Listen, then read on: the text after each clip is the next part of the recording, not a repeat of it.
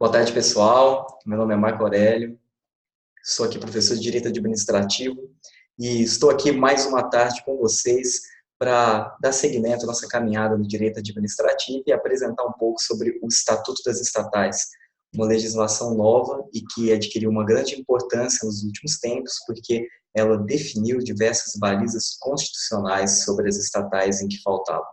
Bom, inicialmente gostaria de agradecer a todas as pessoas que estão visualizando esse vídeo e vou dizer que o enfoque da aula aqui hoje é trazer alguns pontos, tanto teóricos quanto práticos da jurisprudência do Supremo Tribunal Federal acerca das estatais, que geralmente são temas cobrados nos concursos de alto nível, como os concursos da magistratura, Ministério Público e procuradorias e defensorias. Então, nosso enfoque será um grande aprofundamento no Estatuto das Estatais.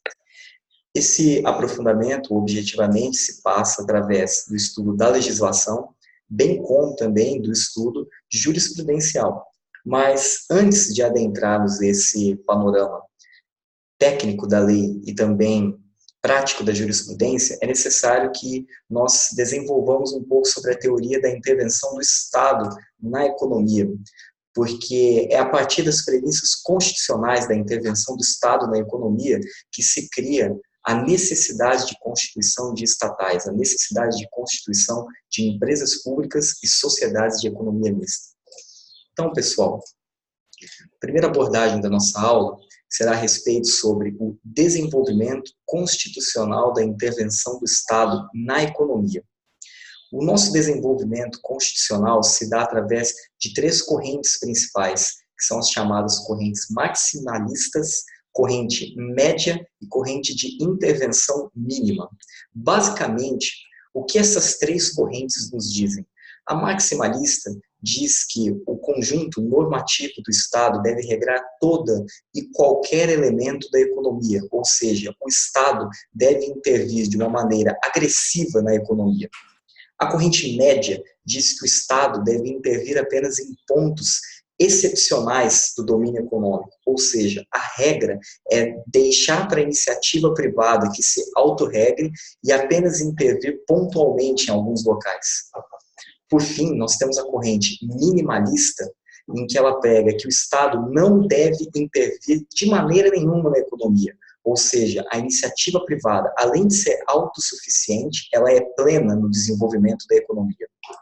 Aqui no Brasil, na leitura da Constituição de 88, nós podemos identificar que nenhuma das três correntes são adotadas com plenitude.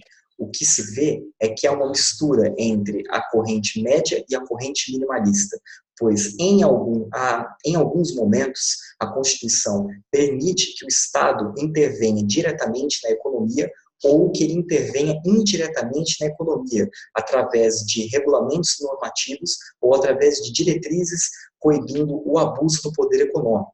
Então, podemos afirmar que no Estado brasileiro adotamos tanto a corrente média quanto a corrente minimalista. Essas correntes elas podem ser percebidas ao longo do desenvolvimento das nossas constituições, em que, por exemplo, a Constituição de 1824 e a Constituição de 1821, ela tinha um direito de propriedade praticamente sem restrições.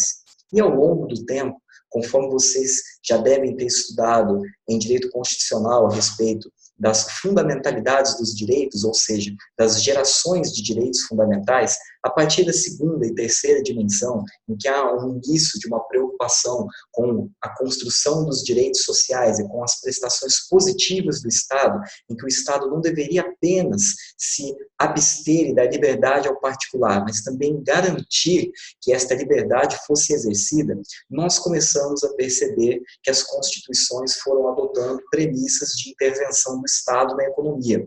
Então, desde a Constituição de 34 até a Constituição atual de 1988, todas foram trazendo compromissos para retirar o radicalismo da iniciativa privada total. É a partir disso, então, que nós podemos definir dois tipos de intervenção do Estado na economia.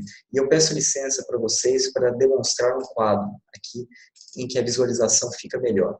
Veja bem, o Estado pode intervir de duas maneiras na economia. Pode intervir tanto no modelo de intervenção no domínio econômico, como também um modelo de intervenção sobre o domínio econômico.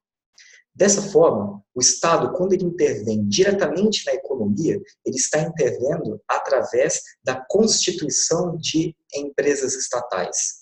Quando ele intervém sobre o domínio econômico, ele está realizando a intervenção indireta que mencionei no início da aula. Ele está, na realidade, intervindo como um regulador da atividade econômica. Veja, então, que se o objeto da nossa aula é estudar o Estatuto das Estatais, nós, então, estudaremos este primeiro quadro hoje, que é a intervenção do Estado no domínio econômico. É interessante que nós tenhamos em mente essas duas estruturas, porque é a partir delas que nós podemos dividir 4 objetos da intervenção do Estado na economia e delimitar qual o campo de atuação do direito sobre ele.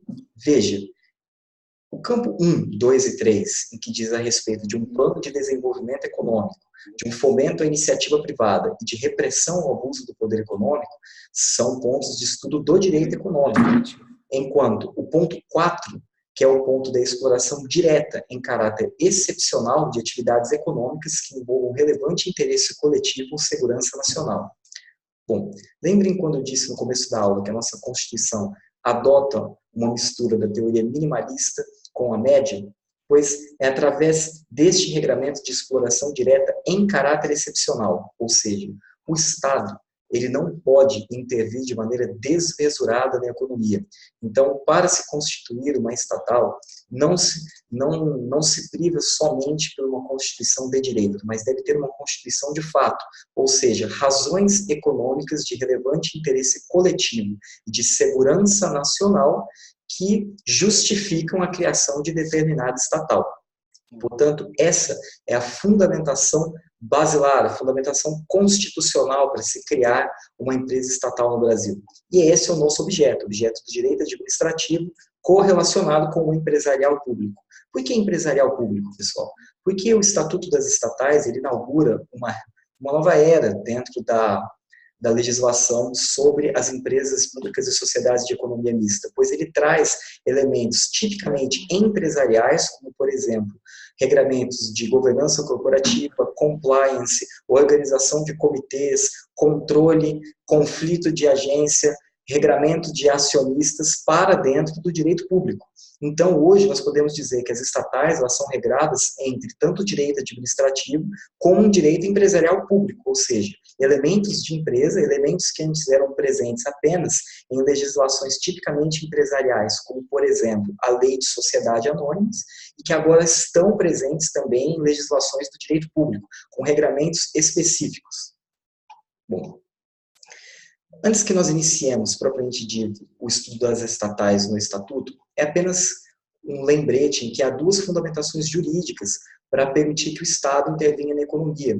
E é interessante que vocês tenham em mente que a doutrina clássica, como por exemplo a de Lopes Meireles, ele não permitia que o Estado interviesse na economia, o que hoje é refutado peremptoriamente pela doutrina contemporânea, como, por exemplo, Rafael Carvalho, Alexandre de Aragão ou Gustavo Birenbaum, que diz que o Estado buscar uma atividade lucrativa tem sim a ver com o interesse público, porque a partir do momento que o Estado lucra, principalmente dentro de um cenário de crise econômica ou crise fiscal, o Estado também está oferindo recursos para investir nas políticas públicas. Então, as estatais, de certa maneira, elas não são somente instrumentos para o Estado intervir na economia. Na verdade, elas também se tornam instrumentos econômicos importantes para o Estado oferir recursos para investir nas suas próprias políticas públicas. Então, a tese moderna que vocês devem ter em mente é abrir o artigo 173 da Constituição e lê-lo sob uma ótica não mais meramente da segurança nacional e do relevante interesse público, mas interpretar o artigo 173 da Constituição como um dos elementos necessários e eficazes para se auferir recursos para investimento nas políticas públicas. Essa é a tese da doutrina contemporânea que defende um maior fomento das empresas estatais. E, de certa maneira, quando o Estatuto das Estatais veio em 2016 para a nossa legislação, essa doutrina contemporânea comemorou com grande relevo, porque o Estatuto das Estatais ele não vem somente para regrar as estatais que já existem e para garantir que ela tem um novo regramento jurídico, mas ele, inclusive, dá diretrizes econômicas para novas constituições de estatais. Ele quer garantir que o Estado não abandone o setor econômico. Na verdade, ele quer que o Estado seja mais eficiente. Lembre-se dos princípios da administração pública. Então, o Estatuto das Estatais, ele nasce numa época em que a busca do Estado em eficiência deve atingir o grau máximo. Então, a Constituição das Estatais deve respeitar esse postulado também. Veja, pessoal, que o artigo 173 da Constituição, ele vai ser mencionado na nossa aula em diversos momentos, porque é ele que dá a base substancial e constitucional para existir um estatuto específico para as estatais. Pois, se não fosse a previsão do parágrafo 1º, que diz que a lei estabelecerá o estatuto jurídico da empresa pública, da sociedade de economia mista e de suas subsidiárias, que exploram a atividade econômica de produção, comercialização de bens e prestação de serviços, não haveria sentido você regrar de uma maneira diferente as estatais, pois simplesmente ela seria tratada como um outro ente da administração indireta, como qualquer um, como as fundações ou como as autarquias. Mas a relevância jurídica das estatais é tão importante, o funcionamento delas é tão diferente dos demais entes da administração indireta, que ela necessita de regramentos próprios e específicos, e que sejam aplicados apenas a elas, como, por exemplo, delimitação jurídica da função social, as formas efetivas de fiscalização, o regime jurídico de pessoal a que essas empresas vão adotar para seus empregados, qual vai ser o tipo e a modalidade de licitação para a contratação de obras e serviços, como se constituirá conselhos de administração e fiscalização, como se dá a responsabilidade dessas estatais, como se dá os mandatos e a avaliação de desempenho dos administradores e demais acionistas. Então, tudo isso é necessário que haja um estatuto em espécie. E este estatuto em espécie é a nova lei das estatais de 2016. Então, nessa aula, basicamente, o que nós veremos vai ser um destrinchamento dos incisos de 1 a 5 do parágrafo 1º da lei das estatais, pois o principal conteúdo da legislação das estatais é isso. E em se tratando de concursos públicos, geralmente o que as provas tendem a cobrar são justamente esses pontos: licitações, regime jurídico, a função social, o conceito de empresa pública e sociedade de economia mista e a responsabilidade civil. Então, basicamente, estes serão os pontos da aula. Portanto, pessoal, vamos começar do primado da conceitual, sobre o que é o conceito de empresas estatais e sociedade de economia mista, pois tudo parte através de entender o conceito, que é a constituição jurídica desses entes. Veja, antes do Estatuto das Estatais, não havia um conceito legal para empresa pública e sociedade de economia mista. Ficava a cargo da doutrina definir isso. E alguns decretos esparsos do Executivo, principalmente da época do regime militar, definiam o que era um regime administrativo das estatais. Mas você não tinha um conceito sobre o que é uma empresa pública e o que era uma sociedade de economia mista. E isso era muito ruim para o cenário jurídico, porque isso causava alguns imbróglios, como, por exemplo, será que uma sociedade de economia mista pode ter uma subsidiária? Qual é o percentual de capital? O ente deve ser somente da administração direta ou pode ter parte da administração indireta? Então, hoje isso tudo é solucionado simplesmente pelo conceito que tem na lei das estatais, logo nos seus primeiros artigos, de 1 a 3.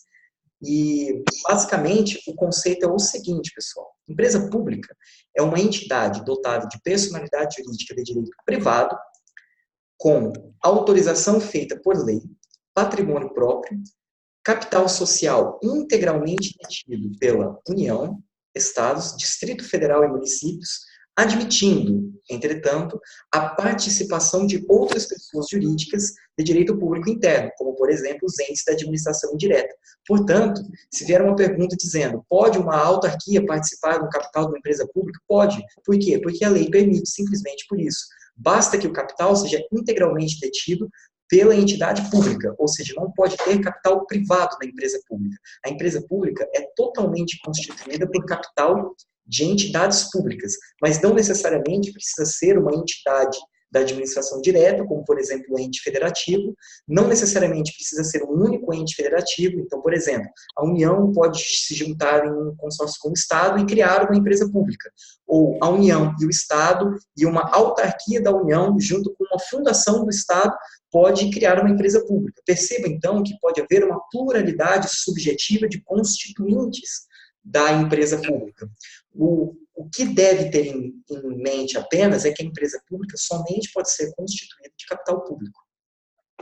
De outro lado, pessoal, o conceito de sociedade de economia mista é justamente o conceito estatal que permite uma parcela de capital privado. Então, a sociedade de economia mista é aquela entidade dotada também de personalidade jurídica de direito privado, com criação autorizada por lei, sob forma obrigatória de sociedade anônima. Veja que a lei das estatais trouxe expressamente este requisito para a sociedade de economia mista, diferentemente da empresa pública. Quando eu mencionei o conceito da empresa pública, eu não disse qual forma societária ela deveria adotar, porque a lei não obriga que a empresa pública adote uma forma societária específica, diferentemente da sociedade de economia mista. Veja, retomando o conceito que eu disse, uma entidade de personalidade jurídica de direito privado, com criação autorizada por lei, sob a forma de sociedade anônima. Perceba, sociedade anônima. Guardem bem, que isso é extremamente importante. Então, as ações com direito a voto devem pertencer à maioria ao capital público. Veja, se ela pode ter capital privado, então, necessariamente, o capital público apenas deve ter o maior direito a voto. Veja que o conceito de sociedade de economia mista se difere um pouquinho do conceito de empresa pública, porque aqui estamos tratando de uma maior parte do capital votante como capital público, e não como a totalidade do capital. E apenas para finalizar o conceito, também, na sociedade de economia mista, a participação pode ser ampla da administração pública, não somente os entes federativos, como União, Estados, Distrito Federal ou municípios, mas também a administração indireta pode participar.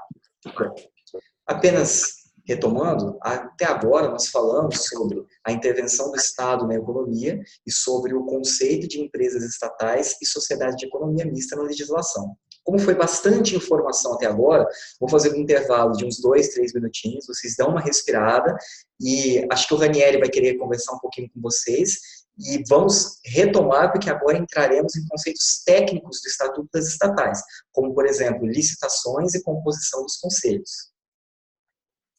Olá, guerreiras e guerreiros, grande professor Marco Aurélio Mendes, tudo bem com você? Beleza, Ranieri, eu agradeço bastante o convite aqui, espero que o pessoal esteja aproveitando a aula. A sala está cheia, sabia? Quantas pessoas temos aqui? Temos várias pessoas. O Fábio, um abraço para o Fábio, um abraço para a Eleusa, um abraço para a Maria Fernanda e a equipe CERN presente. Fico muito feliz de vocês estiverem. Se vocês quiserem participar, pessoal, liberem a câmera aí para falar um oi para a gente. E eu brevemente quero falar um pouquinho sobre qual que é a proposta do cerne da questão, né? O cerne da questão é realmente ir direto no que cai. Esse material de extrema qualidade preparado pelo professor Marco Aurélio é um material que certamente é direcionado para o perfil, né, de bancas examinadoras, porque ele é focado na lei. E aqui uma coisa interessante, vou falar um pouco de coaching e um pouco de matéria. Sobre matéria de hoje, é interessante. Oi, Eleusa, tudo bem? Tudo certinho, legal. Então, olha só, sobre matéria, vocês podem perceber que a Constituição, né, no artigo 173, previu esse tipo de, vamos dizer assim, um mandamento constitucional para a criação dessa lei. Foi meio que uma autorização, um pedido constitucional para que essa lei viesse à tona, tá? E demorou vários anos, né? Vamos lembrar que a Constituição de 88, e somente agora veio uma lei adequada para os anseios aí da lei, da realidade, como o professor Marco colocou aí, da realidade das estatais, que cada vez mais trabalham com valores altos, com problemas, como ele disse aí, de questão de licitação, deve licitar, não deve licitar, como que é feito na prática tudo, tá? Então, é muito importante que...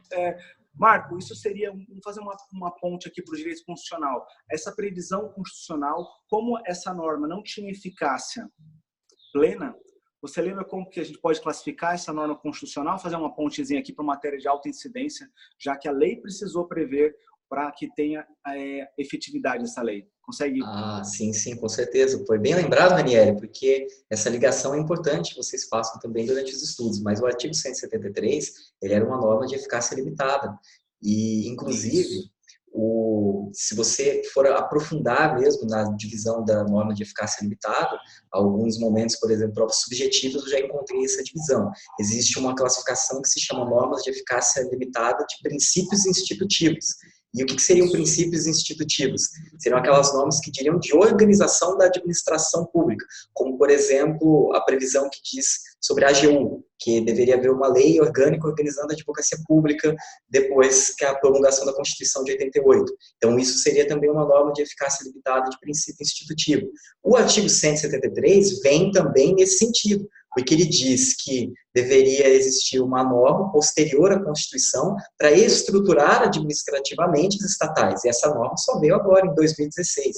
Ou seja, um descaso do legislador com a Constituição de 88. Excelente, excelente. Uma outra coisa que eu quero trazer à tona aí para os nobres guerreiros e guerreiras é o seguinte: eu gosto sempre de trazer exemplos práticos. Pessoal, quando vocês forem estudar o direito administrativo, tentem viver um pouco. O direito administrativo ele está ao seu redor. Então, por exemplo, um semáforo é um ato administrativo. Tá entendendo? O sinal verde é um ato administrativo de autorização para você seguir caminho. Um ônibus é um contrato de prestação de serviço público. E você fala assim, quero contratar. Quando você levanta a mão, por exemplo, ou você está no ponto ali, o ônibus para. Então, eu quero que você consiga imaginar, por exemplo, para facilitar essa aula, eu acho bem bacana a gente trazer à tona aqui algum exemplo. Vamos imaginar assim, estamos aqui no interior de São Paulo, e aqui tem uma autarquia que fornece água, que chama SAEV. Tá? Salvo engano, é uma autarquia, ela fornece água, e a gente acabou de ver aqui no material do professor Marco que é possível que uma empresa pública, ela tenha a participação de uma autarquia. Olha que exemplo interessante. Então, como que as provas fazem hoje as questões? Casos concretos. Então, a gente sempre vai trazer para vocês casos concretos para a gente raciocinar o direito. O caso não vai cair assim, é possível que uma autarquia entre, não vai cair assim. Vai cair assim, a SAEV ou alguma outra autarquia que fornece água, tal. E lá escondidinha vai deixar claro que é uma autarquia para você. E quis fazer uma participação de capital, junto com o Estado de São Paulo, junto com a União, junto com o município. E aí, poderia, nesse caso, ser considerado uma empresa pública? Então, pessoal, pensa bastante aí que a gente acabou de responder isso na aula. A memória deve estar fresca aí, mas, pessoal, a administração indireta, ela pode sim constituir parte das empresas públicas de sociedade de economia mista, como a gente viu. E prestar atenção nos exemplos práticos é importante para que vocês verifiquem e fixem também. Então, por exemplo, estudando as estatais, a gente pode trazer ao longo da aula, inclusive eu vou fazer isso também, principalmente na parte de citações, trazendo exemplos como do Banco do Brasil, como, por exemplo, a Petrobras, que são empresas que estão mais próximas de nós e fica fácil até de você visualizar a atividade estatal através delas. Então, sempre que vocês forem estudar a legislação das estatais, três premissas básicas, na verdade. Então, agora, antes de eu retomar ao conteúdo que eu trouxe, eu vou dizer sobre 3 comandos de lógica que eu acho importante para estudar as estatais. Em primeiro lugar, visualizar as estatais que existem no nosso país. Então, lembre-se sempre da Caixa Econômica Federal, Banco do Brasil, Petrobras, enfim, e alguma outra que você conheça aí que eu não mencionei, mas é só de você pensar essas 3 já tá bom. Pense sempre nas atividades que ela exerce. Aí, através daquilo, você começa a relacionar os institutos das licitações, da formação dos contratos, da constituição jurídica das empresas, da contratação de pessoal, e aí você começa a entender por que aquilo se diferencia um pouco de como é a administração pública no seu sentido tradicional. Você vai perceber a justificativa de algumas flexibilizações que o próprio Estatuto das Estatais traz. Porque, pessoal, vocês têm que ter em mente que as estatais, ela, apesar de ser pública, mas ela é um regime de direito privado, então ela está mais próxima do direito privado. Ela é um direito privado mitigado por elementos do direito público. Então, isso a torna um regime híbrido e único. Então, é por isso que é até importante que se tenha um novo regramento através das estatais. Veja que antes de eu prosseguir falando sobre a abrangência da lei e alguns aspectos a respeito da construção dos conselhos das estatais, eu vou apenas retomar algumas diferenças e semelhanças que eu já falei para vocês. E essas diferenças e semelhanças são importantes porque são elas que acabam estruturando mesmo a constituição das empresas públicas e sociedades de economia mista. Apenas a título rápido. Deixa eu ver. Daqui. Agora sim, vou compartilhar a tela com vocês. Veja, pessoal, quais são as principais diferenças entre as empresas públicas e as sociedades de economia mista? Veja, as empresas públicas, elas devem ter o capital 100% público, enquanto as sociedades de economia mista, apenas a maioria do capital votante deve pertencer ao poder público. A forma societária, enquanto a empresa pública pode adotar qualquer forma societária, a sociedade de economia mista deve sempre vir por sociedade anônima. Mas lembrem-se que o artigo 7º da Lei das Estatais, a 13.303 de 2016, diz que, apesar da empresa pública não adotar obrigatoriamente a forma de sociedade anônima, ela deve se submeter obrigatoriamente às normas da Lei das Sociedades Anônimas. E faz sentido isso, pessoal, porque a Lei das Sociedades Anônimas é basicamente como se fosse o Estatuto das Empresas Privadas. Então, imagina assim, Estatuto das Empresas Estatais, Lei 13.303. Estatuto das Empresas Privadas, Lei 6.404. É até interessante, quando for estudar a Lei 13.303, abra 6.404 do lado. Porque, ela vai fazer muitas remissões à Lei 6.404 e ela copia muitos institutos do regime societário privado. Então, você entender o regime societário do direito empresarial, você já vai estar entendendo muitas coisas do funcionamento dos regimes das estatais. Acontece que, lembre-se, quando eu disse no começo da aula que as estatais seguem um regime privado mitigado por elementos do direito público, é aí que entra alguns dispositivos específicos da lei das estatais. E é justamente esses dispositivos que eu vou falar na aula de hoje. Porque o que é igual para a administração pública e o que é igual para as empresas privadas, isso é até intuitivo e lógico para quando você estuda o direito administrativo e o direito empresarial. O que não é lógico são algumas estruturas que veio especificamente dentro da lei das estatais e que só se aplica a elas. Então, necessariamente, é sobre esse ponto que o seu estudo deve ter um enfoque. Porque os demais pontos, você vai perceber que existe uma correlação lógica entre eles. Então, se você estuda, por exemplo, o direito societário na Lei 6.404, você já vai estar estudando muito das estatais. Por fim, uma diferença sobre a competência a respeito dos processos judiciários, em que a empresa pública, se ela for, por exemplo, uma empresa pública federal, ela será delimitada pela Justiça Federal. Se ela for uma empresa pública estadual ou municipal, será a Justiça Estadual. A sociedade de economia mista é uma exceção. Mesmo se a sociedade de economia mista for federal, não acontece o caso de deslocamento da competência para a Justiça Federal. Sabe o exemplo principal que vocês podem ter? O que aconteceu na Lava Jato. Que a Petrobras, os processos dela, alguns continuaram na Justiça Estadual, quando eram especificamente a respeito da Petrobras, porque a Petrobras é uma sociedade de economia mista. Então, seus processos devem ser julgados pela Justiça Estadual e não pela Justiça Federal. Artigo 109 da Constituição, pessoal. Façam uma leitura atenta e vocês vão perceber que há aquela previsão específica. Importantíssimo vocês terem isso em mente. Com respeito aos servidores, no direito administrativo, vocês estudam que as empresas públicas e sociedades de economia mista possuem os seus empregados regidos pela consolidação das leis trabalhistas, a CLT.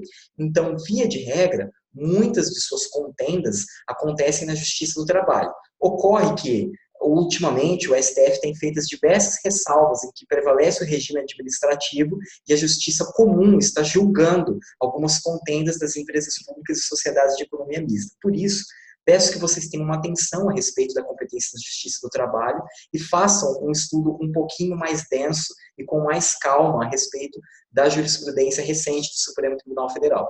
Não é o enfoque da nossa aula, por isso eu não trouxe essa jurisprudência, pois hoje a nossa ideia é discutir aspectos de estrutura da lei das estatais, aspectos específicos. Então, em uma outra oportunidade, pode ser que façamos uma aula sobre isso, mas fica a dica, pesquisem sobre a jurisprudência do Supremo a respeito do conflito de competência entre Justiça do Trabalho e Justiça Comum. Agora, as semelhanças, pessoal, fica fácil quando a gente acaba destrinchando as diferenças da empresa pública e da sociedade de economia mista. Pois, se elas se regem por um regime privado, não há que se dizer sobre prerrogativas da fazenda pública.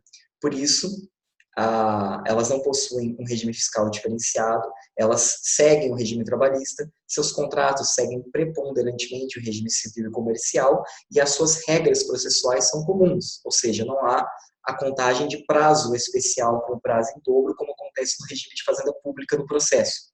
A exceção são os Correios, que gozam da prerrogativa de fazenda pública, porque o STF permite que eles tenham. Então, faço uma ressalva para que vocês leiam a jurisprudência do Supremo Tribunal Federal a respeito dos Correios, pois é importantíssima essa distinção específica a respeito dos Correios. Como integrante da administração pública, veja, é aqui que se sujeitam à mitigação do regime privado, ou seja, necessitam de licitação para exercer algumas atividades e há necessidade da contratação por concurso público, apesar de seguirem o regime seletista, certo? A lei, pessoal, definirá também possibilidade de criação de subsidiárias.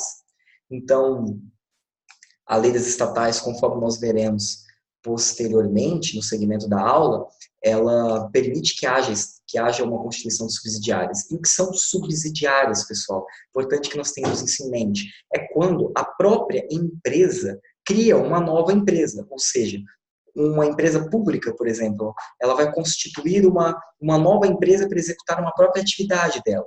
Ou uma sociedade de economia mista também vai criar uma outra empresa pública ou sociedade de economia mista para executar uma atividade específica. A Petrobras, pessoal, é um grande exemplo sobre isso, porque ela tem uma pluralidade de subsidiárias. Por exemplo, se você vê quem distribui o combustível da Petrobras até os postos, geralmente é uma empresa chamada Petros. A Petros é uma empresa diferente da Petrobras, mas a Petros ela é uma subsidiária da Petrobras. Então, a Petrobras, por exemplo, ela tem uma empresa específica de pesquisa de biocombustível, que eu não me recordo o nome. Também é um tipo de subsidiário. Veja, são atividades que a própria Petrobras executa, mas que por ter uma demanda específica ou uma certa especialidade, fazem sentido que se constitua uma nova entidade administrativa para isso. Por isso há esse permissivo das subsidiárias. Veja agora, pessoal, que nós entraremos a respeito da abrangência do Estatuto.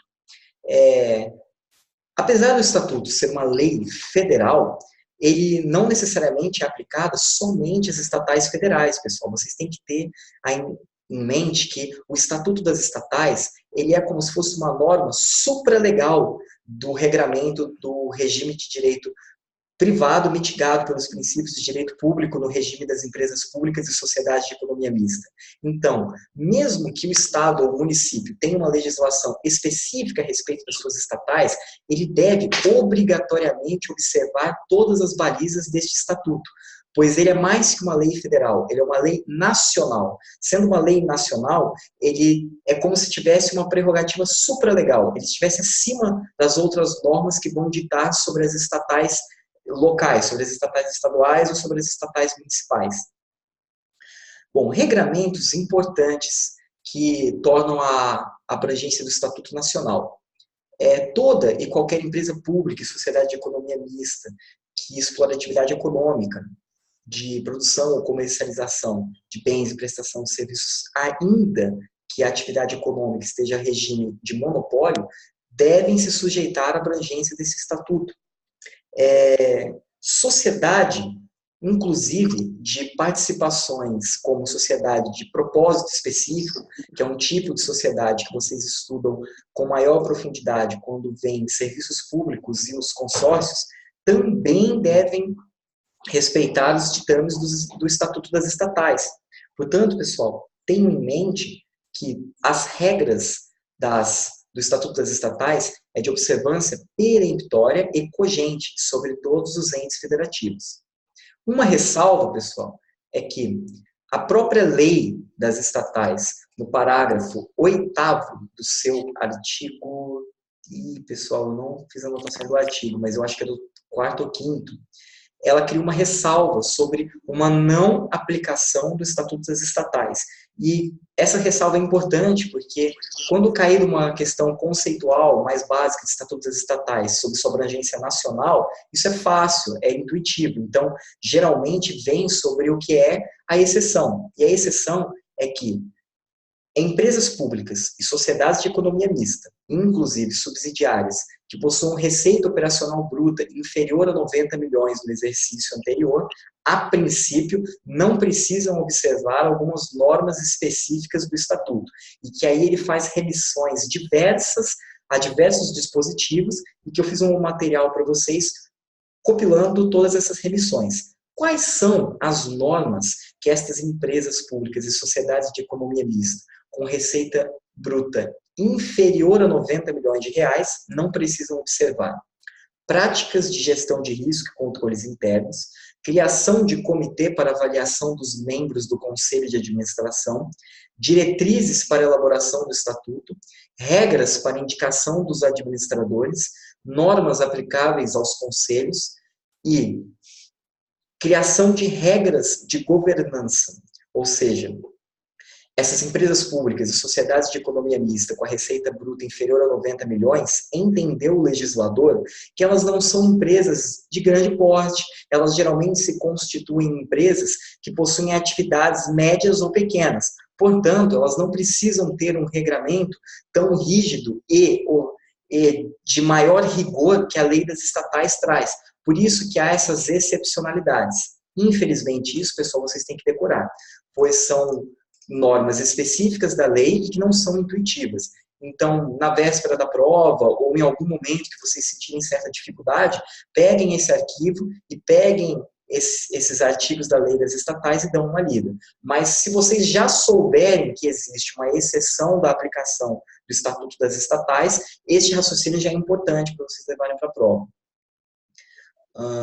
Pessoal, outro tema importante é que o Estatuto das Estatais, ele menciona especificamente, em um determinado momento, que as regras de licitações e contratos, eles vão se aplicar, inclusive, à empresa pública dependente. Aí, alguém que está lendo e não tem tanto conteúdo do direito administrativo, se depara com essa expressão, empresa pública dependente, e isso suscita uma dúvida, fala, poxa vida, o que é isso? Eu nunca vi isso na minha vida. É porque, pessoal, esse conceito de empresa pública dependente, ele não é um conceito do direito administrativo, ele é um conceito do direito financeiro. E o seu conceito, ele está na Lei Complementar 101 de 2000, que é a Lei de Responsabilidade Fiscal, especificamente no artigo 2º, incisos 2 e 3. Depois vocês dão uma lida, mas o conceito é basicamente o seguinte: existem dois tipos de empresas públicas no nosso ordenamento jurídico. Um tipo de empresa que recebe um volume alto de recursos públicos e por elas ele depende desse recurso para sua existência, ou seja, ele precisa deste recurso enviado pelo ente público para pagar o pessoal, pagar os seus contratos, executar suas atividades básicas.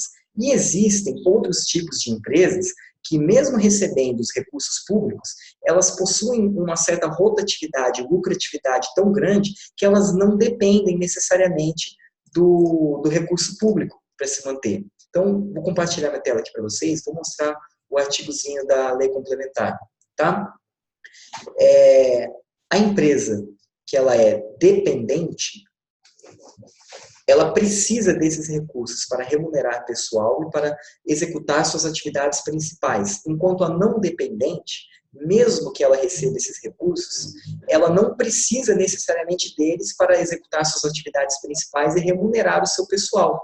Então, é aí que vem a diferença, certo? Então, quando você se deparar no Estatuto das Estatais sobre a expressão empresa pública dependente e não dependente, se trata disso. A grande diferença, pessoal, para você poder entender por que existe essa diferença na lei é sobre a respeito do teto constitucional na remuneração de seus empregados. Toda empresa dependente precisa respeitar o teto constitucional na remuneração dos empregados, enquanto a empresa não dependente, ela não precisa observar o teto constitucional, tá? Então, pessoal, a partir de agora, a gente vai começar a entrar sobre a incidência dos princípios e sobre o regramento específico destes princípios nos contratos e nas licitações. Então, vou fazer um intervalinho aqui de uns 5 minutos, porque foi bastante informação. Depois vou dar uma retomada sobre os principais pontos, e aí nós vamos entrar especificamente no regramento dos princípios. E aí vamos falar sobre organização administrativa, conselhos, fiscalização das estatais, licitações e contratos. Tá? Vou passar agora a palavrinha para o Ranieri, que ele disse que tem um recado para vocês aqui.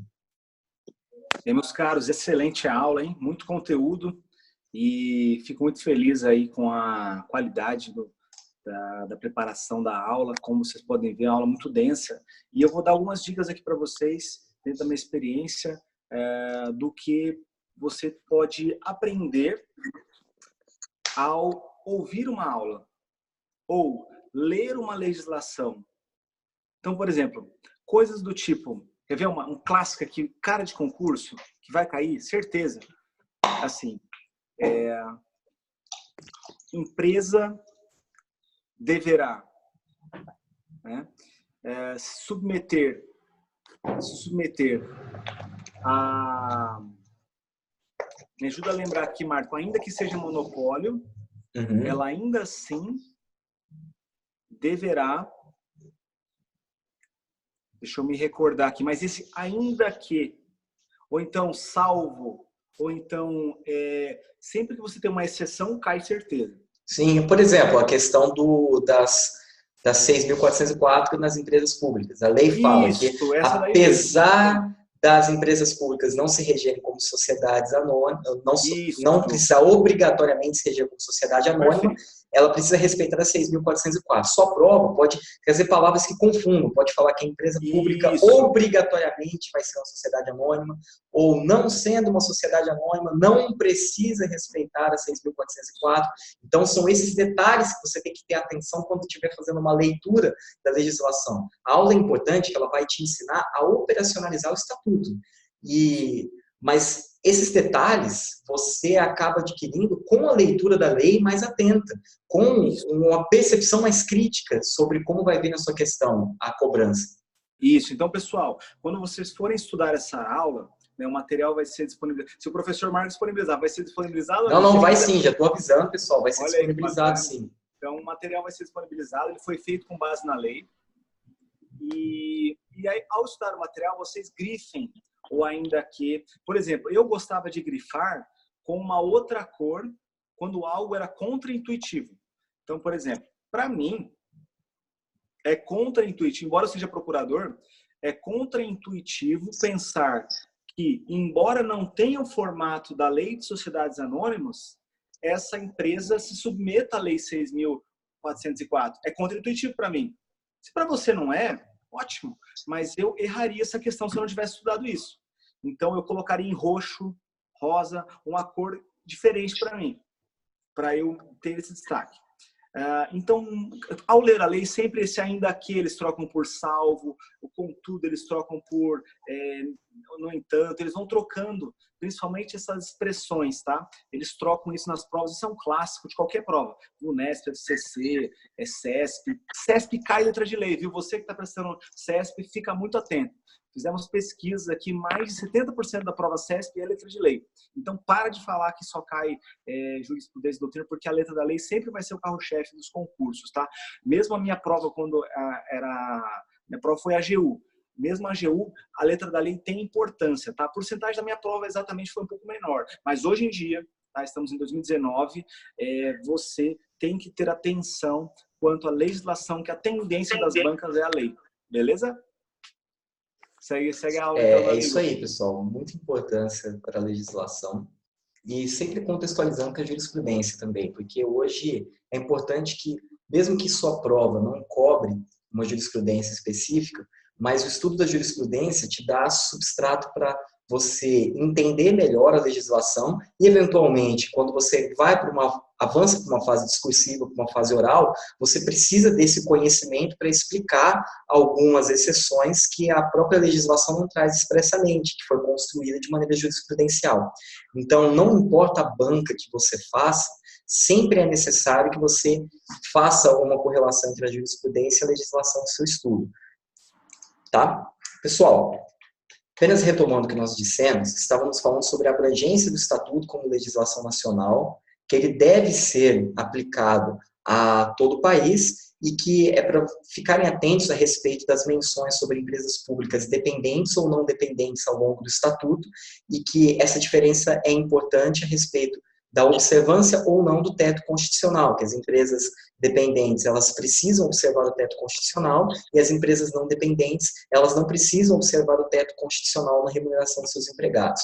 Prosseguindo, pessoal, nós vamos agora adentrar especificamente na organização administrativa das empresas públicas e das sociedades de economia mista.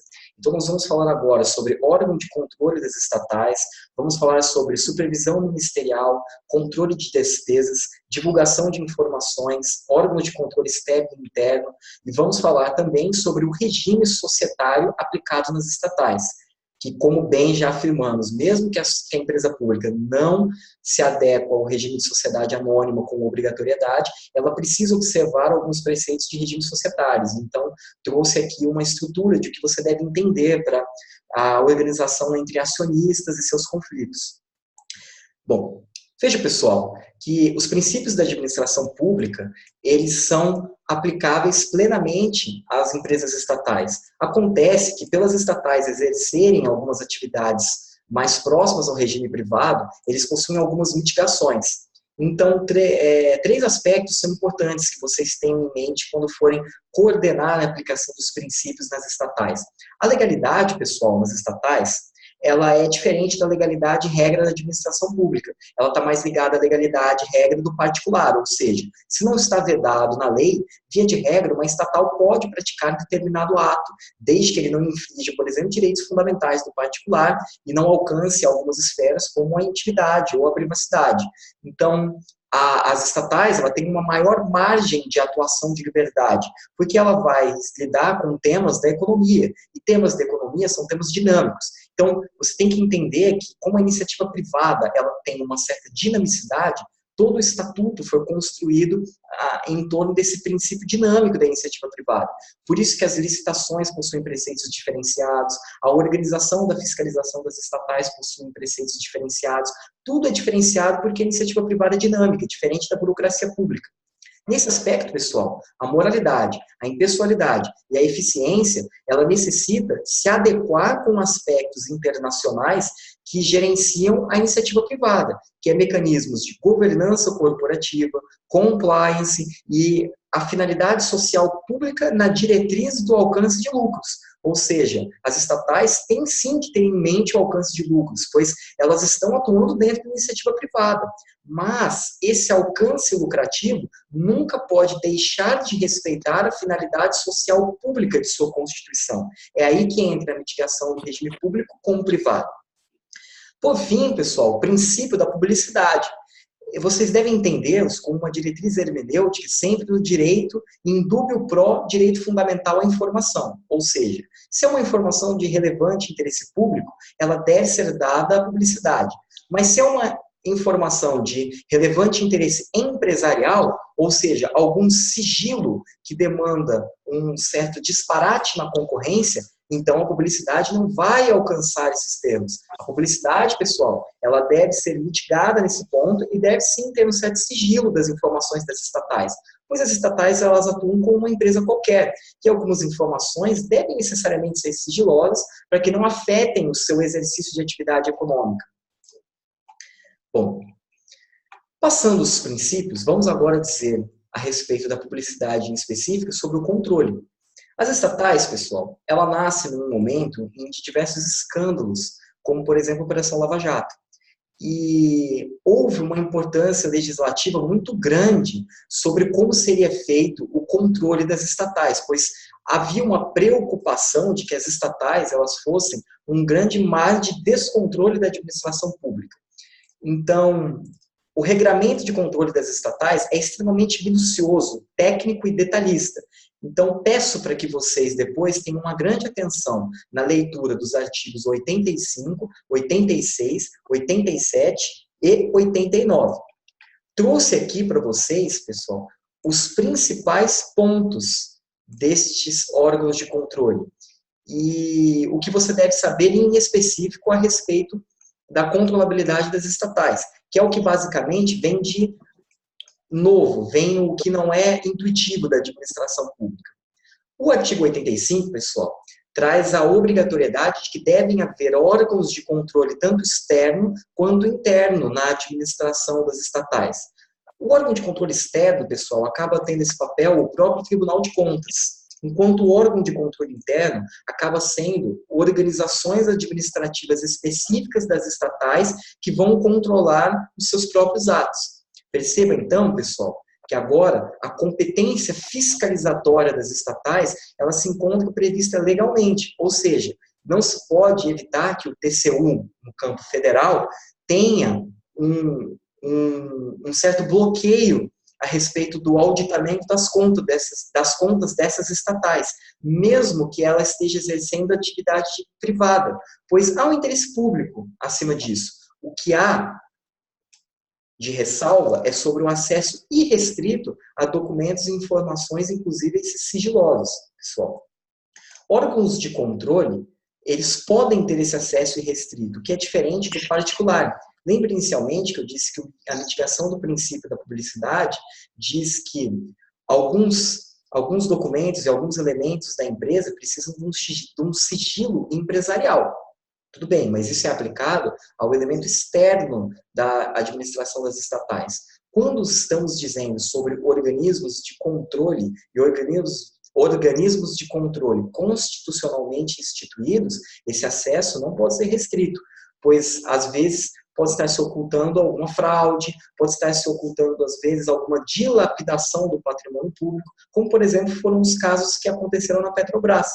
Então, é por este evento específico que o Tribunal de Contas, por exemplo, pode ter um acesso irrestrito a esses documentos e informações, como sigilos bancários, sigilos fiscais, documentos de acionistas, justamente para que possa efetivar a real e eficaz responsabilidade administrativa, civil e, eventualmente, penal dos atos dos acionistas na administração das estatais, tá? Pessoal, artigo 86, ele agora fala sobre divulgação de informações. E aí o que é importante é que agora existem alguns prazos específicos, como, por exemplo, informações mensais sobre a execução dos contratos e orçamentos disponíveis ao público devem ser admitidos até 2 meses de retardo. São disposições bem técnicas, pessoal, e que eu quero que vocês façam, não uma, mas umas 2 ou 3 leituras, pois aqui, se a sua prova cobrar alguma disposição específica, ela justamente vai querer saber se você sabe qual é a restrição ou irrestrição do TCU, Tribunal de Contas pode fiscalizar ou não as estatais, documentos sigilosos podem ser quebrados pelas estatais, ou, por exemplo, a questão de prazos. Quais são os meses a que... Então, pessoal, só um momento aqui. 7 aqui. Travou aqui. 7, voltei aqui, desculpa, pessoal. Bom, então, esse tipo de informação que suas provas, às vezes, vão querer, e vocês têm que ter noção. São informações técnicas a respeito do controle, e que a leitura atenta da lei, prestando atenção nessa informação sistêmica sobre o controle possível do Tribunal de Contas e dos órgãos de controle interno nas estatais, permite que vocês tenham um domínio a respeito das informações mais complexas da lei. O artigo 87, pessoal, vai falar basicamente do controle popular. Então, existe uma previsão específica que qualquer cidadão pode impugnar o edital de licitação num prazo de até 5 dias úteis antes da data fixada para a ocorrência da licitação, devendo a entidade julgar e responder a impugnação em até 3 dias. Veja, pessoal, uma noção muito técnica, mas que é necessário que vocês saibam. Então, existe um controle também do cidadão em incidente nas estatais. Por fim, pessoal, existe a supervisão ministerial. As estatais garantem que existe sim uma tutela finalística do Ministério vinculada à sua área. Mas essa supervisão ministerial, ela não pode ensejar uma supressão ou redução da própria autonomia das estatais. O que ela deve ser é uma supervisão exercida nos limites da própria lei, ou seja, exercida nos limites da verificação da atividade da própria estatal, e se ela está realmente exercendo sua atividade de uma maneira eficaz ou eficiente. Por exemplo, não pode vir um ministério e dizer que a Petrobras ela está exercendo de uma maneira arbitrária a política de preços sobre o combustível e querer ditar sobre qual vai ser essa política de um preço fixo. Ela pode ditar regramentos abertos sobre isso. Se vai se vincular, por exemplo, a índices econômicos ou se vai se vincular a índices fixos pelo direito público, mas a decisão final, pessoal, não é do Ministério, a decisão final sempre será da estatal, sempre será da composição dos acionistas e administradores. O Ministério apenas dá uma diretriz sobre como vai ser exercido. Por isso que é um controle finalístico das atividades. Veja, pessoal, que este ponto, então, nos permite avançarmos sobre a explicação específica para o regime societário das estatais. O regime societário das estatais, pessoal, independentemente se for uma empresa pública que deverá respeitar a 6.404 e adotar qualquer forma societária, inclusive uma forma societária não prevista no ordenamento jurídico. Veja, um exemplo disso. A Caixa Econômica Federal, pessoal, é uma sociedade unipessoal. Não existe no direito empresarial uma sociedade anônima unipessoal, mas a Caixa Econômica adotou na sua legislação de criação especificamente este modelo societário.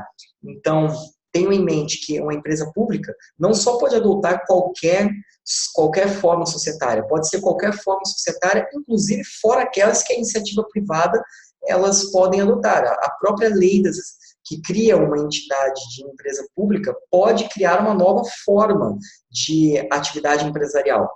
Mas, pessoal, tanto a sociedade de economia mista como a empresa pública, elas devem observar normas da CVM sobre demonstrações financeiras, elas precisam respeitar requisitos de transparência mínimo que se alinham ao interesse coletivo ou imperativo da segurança nacional que justificou a criação da estatal. Elas devem ter um código de conduta interno, ou seja, os administradores, eles precisam ter um regramento específico sobre ética, sobre gestão corporativa, sobre compliance, e isso não necessariamente devem ser práticas orais, devem ser práticas normatizadas internamente na empresa. Deve haver uma organização dentro do conselho de administração sobre auditoria interna, então deve haver uma regularidade sobre quando vai ser apresentadas as contas para os acionistas, quem vai apresentar essas contas, como será feita a auditoria do orçamento da estatal por ela mesma. Veja, pessoal, que são disposições extremamente específicas sobre a gestão social das estatais e que eu peço que vocês leiam com extrema atenção o artigo 7º até o artigo 15 da Lei das Estatais, que é onde haverá essas previsões específicas. Algumas outras previsões importantes é que a sociedade de economia mista e a empresa pública poderá solucionar divergências envolvendo os acionistas por meio da arbitragem, que já não era novidade, porque a arbitragem já era adotada dentro da administração pública há um certo tempo.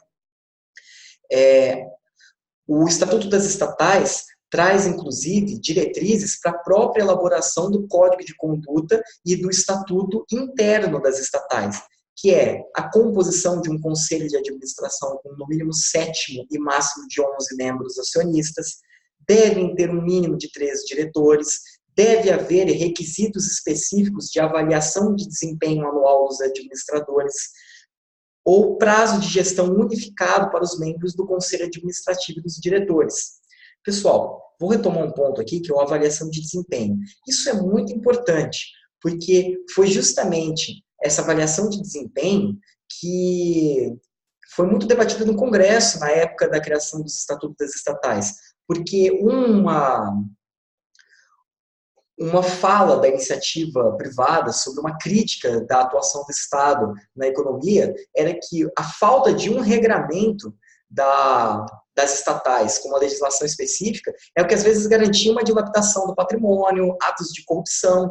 Então, você ter uma avaliação de desempenho específica, dizer quais são os critérios que você vai avaliar se a diretoria realmente está dando uma boa gestão para a empresa, isso tem que ter uma previsão. E tem que ser uma previsão que não pode ser uma mera previsão regulamentar, tem que ser uma previsão em lei. Então, o próprio Estatuto das Estatais traz, por exemplo, no seu artigo 13, quais são requisitos específicos para avaliação de desempenho. E outros demais requisitos específicos vão ser, inclusive, delimitados administrativamente pela própria estatal, porque aí cada atividade específica vai demandar, às vezes, a criação de requisitos de avaliação específicos para a sua própria atividade. Então, por exemplo, a Petrobras, mais próxima dos biocombustíveis, tem um certo específico regramento.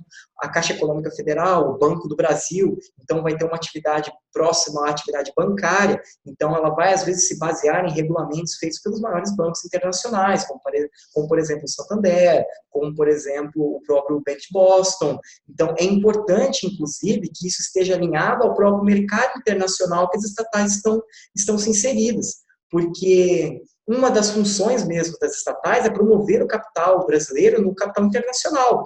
Então, se as estatais não se alinham a como estão sendo gerenciadas empresas no mercado externo, não faz sentido você constituir uma estatal aqui no Brasil para exercer atividade econômica, certo? Pessoal, prosseguindo, a própria avaliação de desempenho, ela não só traz a respeito de requisitos para atividade, mas ela traz também, dentro do Estatuto das Estatais, requisitos específicos de tempo mínimo de experiência profissional para você constituir um acionista diretor. Então, veja, vou compartilhar aqui a tela com vocês para mostrar. Antigamente, uma grande crítica da doutrina e da iniciativa privada era que certas indicações nas estatais eram meramente políticas, eram meramente arbitrárias. E ali era o que a gente ouvia dizer, o famoso lote de cargos ou loteamento público, e que não havia um certo alinhamento entre interesse de eficiência da atividade e o acionista diretor que eles exerceriam o cargo de administração nas estatais. A indicação política seria meramente discricionária. Se vocês pesquisarem depois, teve um grande exemplo, que foi o caso, acho que, da esposa do Gilmar Mendes, que foi indicada para exercer um cargo na Itaipu. E teve uma crítica muito grande, e foi mais ou menos na época em que logo veio o Estatuto das Estatais depois. Então, pesquisem depois essa notícia, que é interessante, para vocês verem esse debate entre indicação política e indicação técnica nas estatais. Hoje, pessoal, apesar do executivo continuar indicando seus diretores nas estatais, mas ele não pode indicar arbitrariamente. Ele possui alguns certos requisitos para pensar quem vai ser o administrador da estatal. Alguns dos requisitos, pessoal, eles estão previstos diretamente na lei das estatais. Não vi. Os requisitos, pessoal, peraí, deixa eu só ver aqui onde está saindo. Desculpa, pessoal, é que eu compartilhei aqui a tela e estava com outro som, agora eu já corrigi isso. Um dos requisitos, pessoal, importante é que o tempo mínimo profissional de atividade que o diretor deve ter exercido, ele precisa ter correlação com a área técnica da empresa. Então, por exemplo, hoje um diretor da Petrobras, ele necessariamente deve ter exercido atividade correlacionada ao setor dos biocombustíveis ou de alguma empresa correlata. E esse exercício, ele é disciplinado na lei, em que a lei das estatais diz que deve haver um requisito prévio de 10 anos de atividade no setor público ou privado de área de atuação da estatal ou conexa, ou, se não for alguém externo à estatal que exerceu esses 10 anos de atividade, pode ser alguém interno à estatal que ocupa um cargo efetivo há 4 anos. E que cargo efetivo é esse? Tem que ser um cargo de direção ou chefia superior, ou pode ser um cargo em comissão ou função de confiança, equivalente ao nível DAS 4 ou superior no setor público. Esse DAS é uma indicação administrativa de um órgão de chefia que é extremamente qualificada na administração pública, então não é qualquer cargo em comissão, e tem que ser no mínimo 4 anos. ou 4 anos de experiência como profissional liberal em atividade direta ou indiretamente vinculada à área de atuação da empresa pública ou sociedade de economia mista. Perceba, pessoal, que além de não ser qualquer pessoa hoje que pode ser um administrador das estatais, é difícil você preencher de uma maneira fácil esses requisitos. Então, a indicação das estatais hoje, nós podemos chamá-la que ela é uma indicação política constrita. O que é uma indicação política constrita? É uma indicação que, apesar dela ser política do executivo, ela deve respeitar alguns requisitos técnicos específicos e rígidos da legislação. Tá certo, pessoal? Existe ainda indicações vedadas, e que é justamente para coibir que haja esse loteamento dos cargos na administração das estatais. Quem são vedados, pessoal? Há um raciocínio por trás da vedação desse pessoal. É o raciocínio de quem já atuou com um cargo político próximo a quem está no executivo, ou mesmo a um cargo político que indiretamente é vinculado a alguma estrutura da administração. Então, quem é? Representante de órgão regulador ou ministro de Estado, dirigente de partido político ou titular de mandato no Poder Legislativo, quem atuou nos últimos 36 meses, ou seja, 3 anos, em estrutura decisória de partido político, ou seja, a pessoa que trabalhou na campanha com alguém, pode ter sido com cabo eleitoral, pode ter sido, às vezes, como um financiador indireto, mas que estava lá apoiando abertamente aquele candidato, alguém que exerceu cargo em organização de sindicatos, pessoas que tenham firmado contrato ou parcerias com fornecedores ou compradores da entidade estatal, ou pessoas que tenham qualquer tipo ou forma de conflito de interesse com a pessoa administrativa ou controladora ou a empresa, a sociedade. Veja o exemplo lá da esposa do Gilmar Mendes, entraria nesse sentido. Então, deem uma lida a respeito deste tópico que eu deixei no material. E depois, olhem sempre as vedações com a proximidade política. Se houver um caso de proximidade política, haverá sempre uma vedação para que este indivíduo ocupe um cargo nas estatais, certo? Pessoal, o próximo tema é licitações e contratos. E esse tema é bem denso e grande. Então, eu vou dar 1 minutinho de descanso. Vou agora dar uma respirada. Se o Ranieri quiser falar com vocês aqui, eu vou passar a palavra para ele. Beleza. E a gente volta para o próximo tema. Peço apenas agora uma licença, pessoal. Licitações e contratos é muito grande. Não trouxe tudo que está na lei das estatais. Qual foi a proposta dessa parte da aula?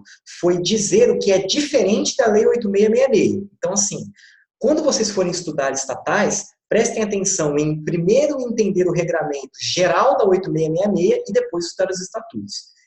E depois estudar as disposições específicas. Foi mais ou menos isso que eu trouxe. Porque, pessoal, é muito grande e é muito denso que está lá. Então, vou passar agora a palavra para o Ranieri e vou dar uns 2 minutinhos aqui de descanso.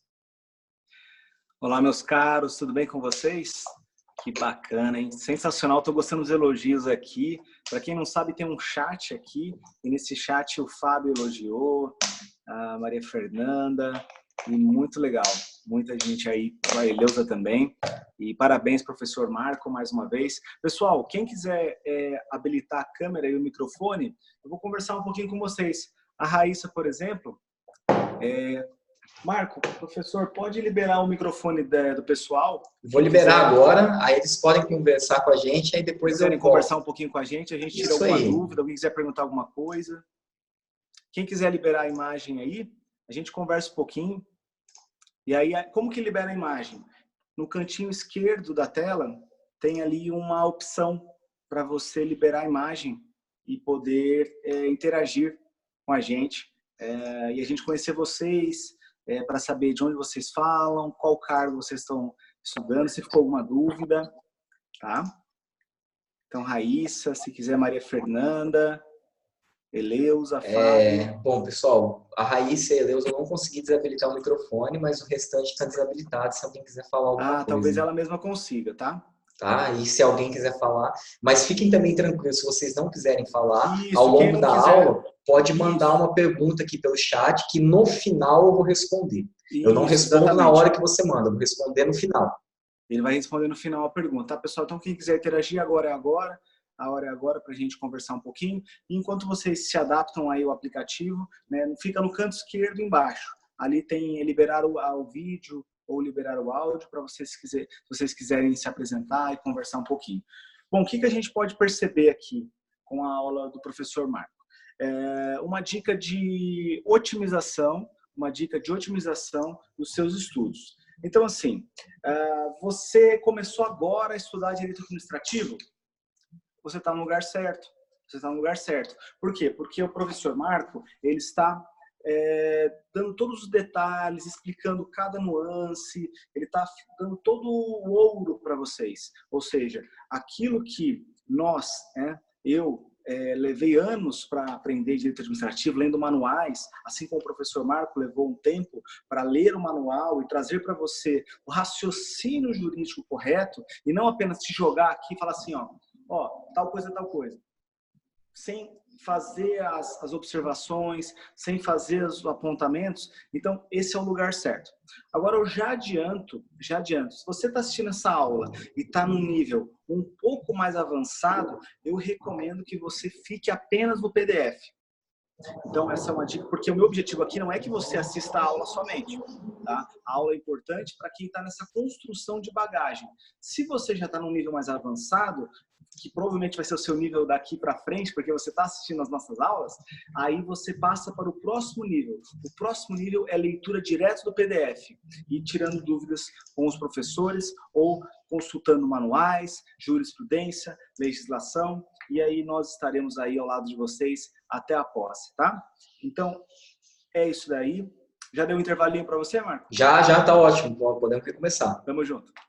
Tá certo. Bom, pessoal, só vou complementar uma coisinha que o Ranieri falou, que é a respeito do seguinte, essa aula é importante, principalmente para quem está começando o estudo, porque ela garante que a explicação venha um pouco mais conceitual e que construa esse raciocínio jurídico. Então, mesmo às vezes você que tem uma boa base de um raciocínio jurídico, se você nunca se atentou em estudar, por exemplo, o conteúdo da intervenção do Estado na economia, ou por que uma empresa estatal existe, é interessante também que você assista essa aula, mas assim, a partir do momento que você constrói essas bases, o que é relevante e interessante para você é que você entenda mesmo as disposições específicas e legislativas do Estatuto das Estatais. E para isso demanda leitura e memorização e prática através das questões, porque aí você vai ter que entender a composição dos conselhos, quais são as fases das licitações, como são os contratos nas estatais, quem pode ser, quem não pode ser diretor, quem que pode ser indicado,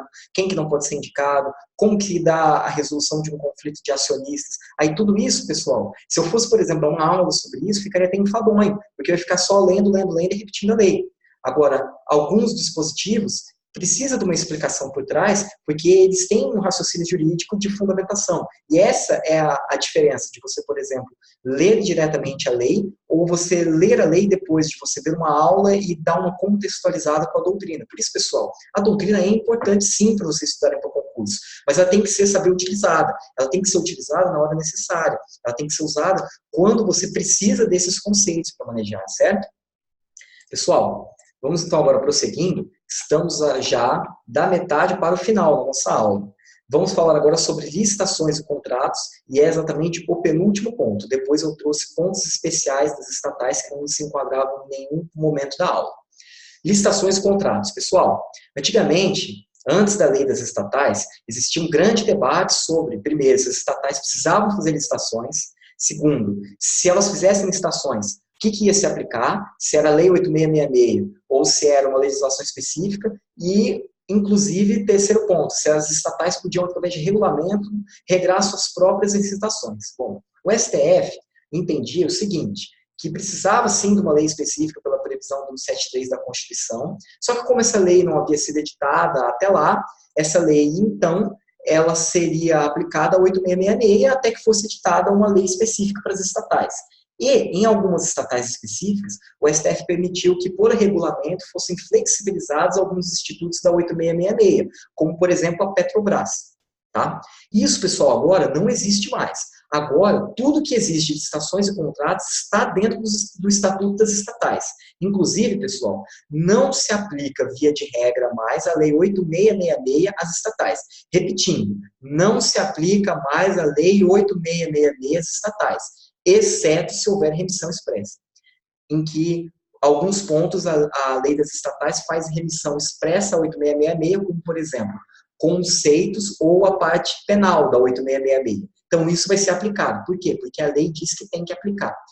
Por regra, não se aplica mais a 8666 em licitações e contratos nas estatais. Portanto, pessoal, aqui é o suprassumo do Estatuto das Estatais. Aqui eu ouso dizer, é o ponto mais importante, não só para a prova, mas é o ponto mais importante da existência do Estatuto das Estatais, porque é aí que vem toda a diferença entre as empresas públicas e sociedades de economia mista dos demais entes da administração pública. Primeiramente, pessoal, vamos delimitar sobre âmbito de atividade que necessita de licitações nas estatais. Quais tipos de atividade as estatais precisam fazer licitações? Veja que as estatais, elas têm dois tipos de atividade. Elas trabalham com as atividades fins, que são as próprias atividades a que elas foram constituídas, ou as atividades meios, que são atividades em que elas necessitam realizar para constituir as suas finalidades principais. Então, é meio lógico, pessoal, qual tipo de atividade que ela vai precisar licitar. Pense na Petrobras. Você vai lá com o seu carro no posto de gasolina e compra lá um litro, 2, 3, vai abastecer seu carro. Você precisou fazer uma licitação para abastecer seu carro? Não, você não precisou, né? Seria meio irreal. Você vai no Banco do Brasil, vai abrir uma conta. Precisa fazer licitação para abrir uma conta no Banco do Brasil? Não precisa. Você chega lá, conversa com o gerente e assina a conta. Isso, pessoal, é a atividade fim das estatais.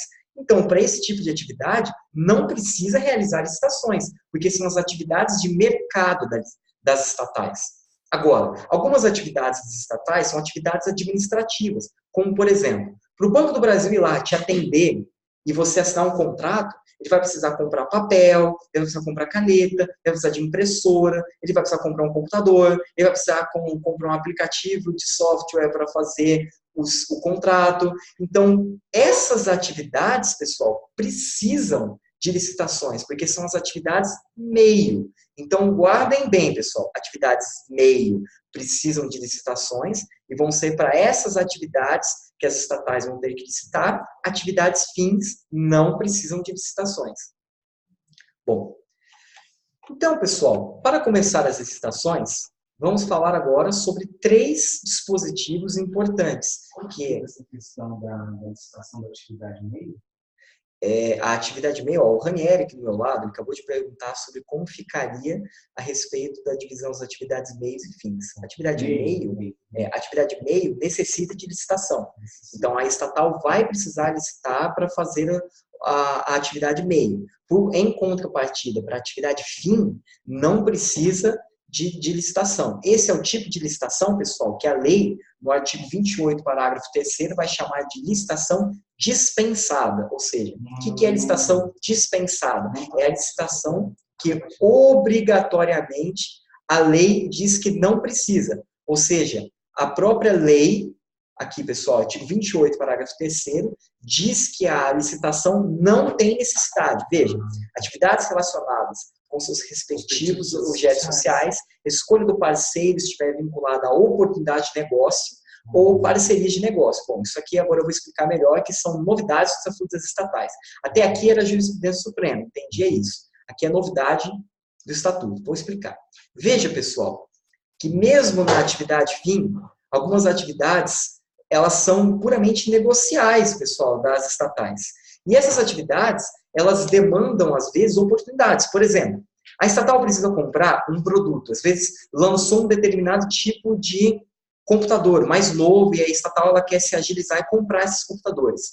E surgiu uma grande oportunidade de negócio, que vamos supor que a Dell diz assim, olha, somente nessa semana, se você comprar, 1.000 computadores, a gente vai fazer por 35% do preço. Veja que é uma super vantagem econômica, seja se você fosse uma estatal ou não.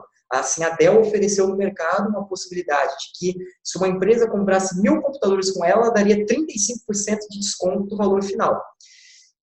pensando no sentido de economicidade, de eficiência da atividade administrativa, isso é uma baita oportunidade de negócio, isso é uma grande oportunidade, porque vai garantir uma economia de recursos para a estatal.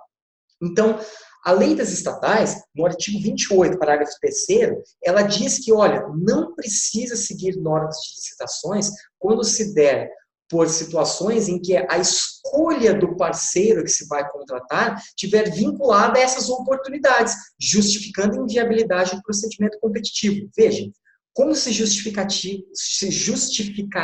essa inviabilidade? A empresa estatal poderia dizer, veja, se eu abrisse uma licitação para comprar computadores novos, dificilmente uma empresa que ofertasse a compra de 1.000 computadores, ela ia me fazer o preço que a Dell estava oferecendo, com 35% de desconto. Então, isso justificaria economicamente que a empresa estatal dispense essa licitação nesse momento, porque é uma grande oportunidade de negócio, porque se ela compra mais barato, ela vai oferecer o seu produto final mais em conta. Então, na verdade, aplica a lei de licitação, mas não licita.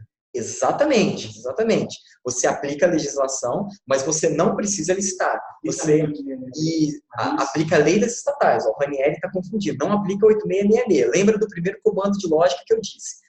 A partir do momento que surge o Estatuto das Estatais, esqueça a lei 8666. Esqueça contratos, esqueça tudo. Você vai aplicar a lei das estatais. Olha aqui, ó, isso é tão importante, cara, que um advogado público confundiu isso, cara.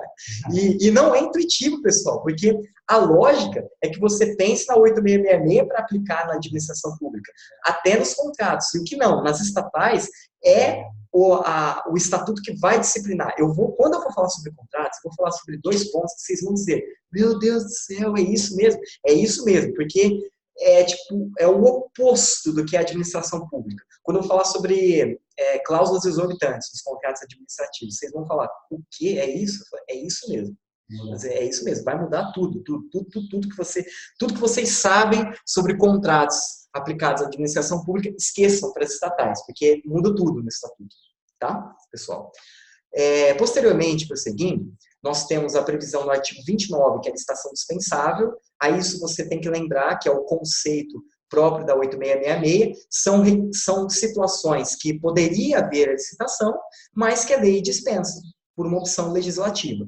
E leia o artigo 29, pessoal, para uma agilidade e otimização da aula. Eu não vou falar sobre os casos de licitação dispensável.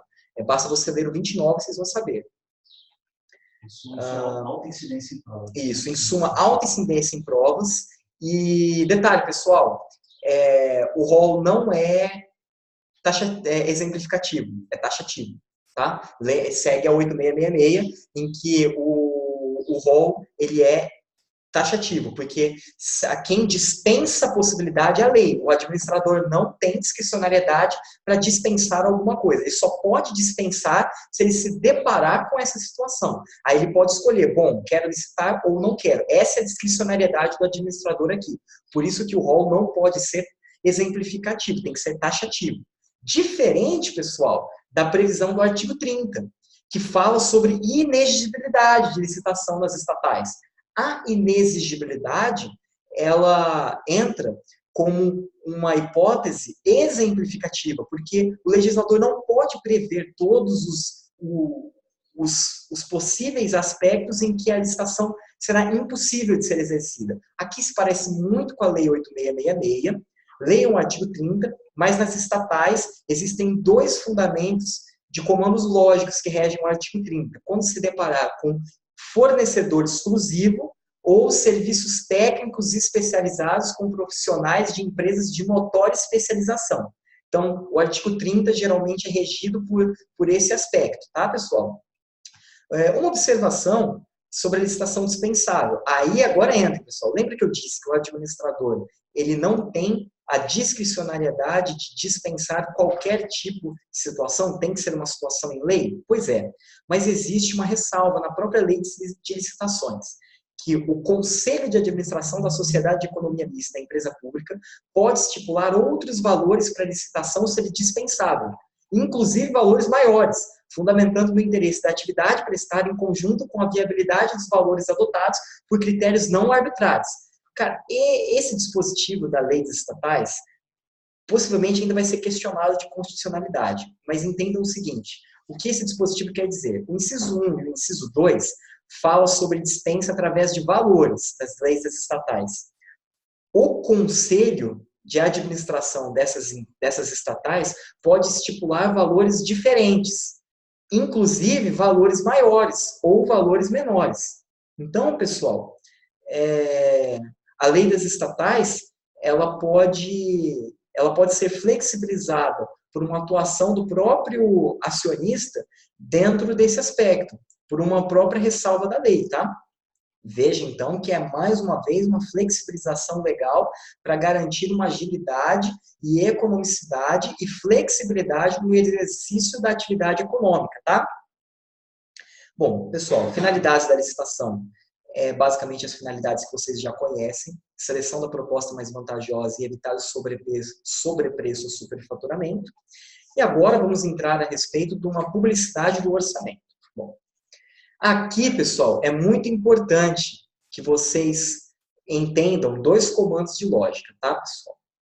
Via de regra, o valor orçamentário de uma licitação ele vai ser sigiloso, mas, excepcionalmente, a empresa estatal ela deve divulgar se houver uma justificativa para isso ou se ela adotar como técnica de julgamento o maior desconto. O que faz sentido, né, pessoal? Se a sua técnica para julgar uma licitação vai ser a de maior desconto, como é que você vai dar um sigilo para o preço? Não faz muito sentido, né, pessoal? Então, o orçamento sigiloso, ele é a regra, mas ele deve ser compatibilizado com as técnicas adotadas para julgamento nas licitações.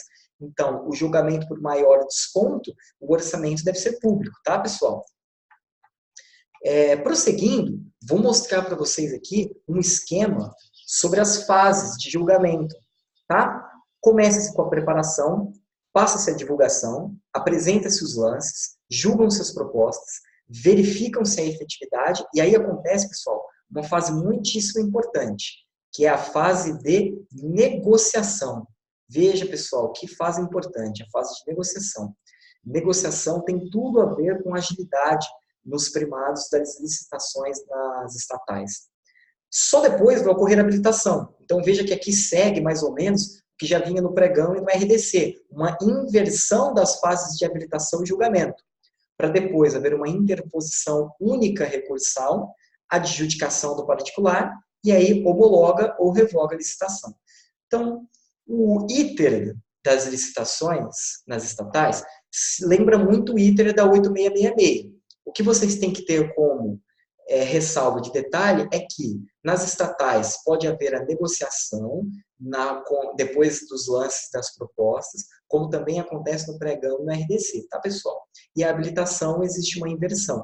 E o orçamento, via de regra, vai ser sigiloso, mas se ele for com uma justificativa para divulgação ou se adotar a técnica de julgamento por maior desconto, ele deve ser dado a publicidade, tá? Já que eu falei sobre as técnicas e critérios de julgamento, eu vou agora especificar onde eles estão. Eles estão no artigo 54. Então, a administração pública ela pode adotar todas essas técnicas. Menor preço, maior desconto, melhor combinação de técnica e preço, melhor técnica, melhor conteúdo artístico, maior oferta de preço, maior retorno econômico ou melhor destinação dos bens alienados. Ponto importante, pessoal. A estatal pode pegar esses critérios e realizar critérios combinados. Então, por exemplo, ela pode pegar o menor preço e a melhor técnica e criar um critério menor preço e melhor técnica. Ou pegar, por exemplo, melhor destinação dos bens alienados com o maior retorno econômico. Então, vai depender um pouco do tipo de atividade que ela exerce para se dizer qual tipo de critério de julgamento se adequa melhor à licitação que ela procura. Certo, pessoal? Pontos de procedimento nós já comentamos, que é a respeito da negociação. Então, a administração sempre vai buscar condições mais vantajosas na negociação. E detalhe importante, pessoal, se ela não alcança um preço abaixo do orçamento que ela estimou, ela vai revogar a licitação e fazer outra, tá? Isso é bem importante porque é um detalhe específico e não costuma ser intuitivo, tá? Então, prestem atenção sobre isso. Sempre deve alcançar um preço abaixo do orçamento que ela estipulou. Se não alcançar, deve haver a revogação dessa licitação, tá? Habilitação e recursos, já comentamos. Agora, pessoal, homologação. Homologação é onde entra um ponto muito importante e específico das estatais. Via de regra, pessoal, na Lei 8666, nós temos a regra que a homologação não gera um direito ao particular para adjudicar a licitação efetuada, ou seja, o contrato administrativo será celebrado de uma maneira facultativa pela administração pública. O que ela é obrigada é apenas a respeitar o vencedor da licitação caso ela decida efetivamente celebrar esse contrato. O que acontece, pessoal, na lei das estatais é que muda um pouquinho, em que existe um direito adquirido ao particular à constituição da celebração do contrato. Então, além do particular que ganhou a licitação, ser ele o particular que vai ter o direito de celebrar com a administração é obrigada a celebrar esse contrato, pois se ela celebrou a licitação, ela deve necessariamente efetuar o contrato com esse particular. Essa disposição, pessoal, veio inclusive das estatais para garantir que a licitação não seja aberta em vão. E, inclusive, se a administração pública não adjudicar esse contrato com o particular, se a estatal não adjudicar e homologar a licitação com o particular, ocorre até um possível pedido de indenização e ressarcimento do particular em via de administração pública, pois esse artigo permite uma margem de liberdade de interpretação de responsabilidade civil e administrativa, tá, pessoal? Agora, vou falar a respeito específico sobre o regime contratual das licitações. E para isso, pessoal, ele está previsto no artigo 72 ao 81 da Lei de Licitações. Na 8666, pessoal, a regra é que existem as cláusulas exorbitantes. E as cláusulas exorbitantes permitem diversas prerrogativas de direito público que permitem uma certa supremacia da administração frente ao particular. Aqui, pessoal, o regime de contratos das estatais acontece uma coisa um pouquinho diferenciada. O regime privado vai se prevalecer. Então, o que acontece, pessoal? Diferentemente da Lei 8666, quando a administração pública precisar fazer acréscimos, como, por exemplo, o percentual de 25%, ou as supressões em até 50% de acréscimos em reforma, não há uma obrigatoriedade do particular aceitar que a estatal faça isso de maneira peremptória. Se o particular ele não aceitar, pode ocorrer uma rescisão do contrato, e aí o contrato será resolvido em perdas e danos. Então, diferentemente da Lei 8666, aqui o particular não é obrigado a aceitar as alterações contratuais propostas pela administração pública. Portanto, não existem, de maneira peremptória, cláusulas exorbitantes nos contratos formados pelas estatais a partir do Estatuto, por uma previsão expressa da lei. Artigo 72 ao 81, uma combinação de leitura, tá?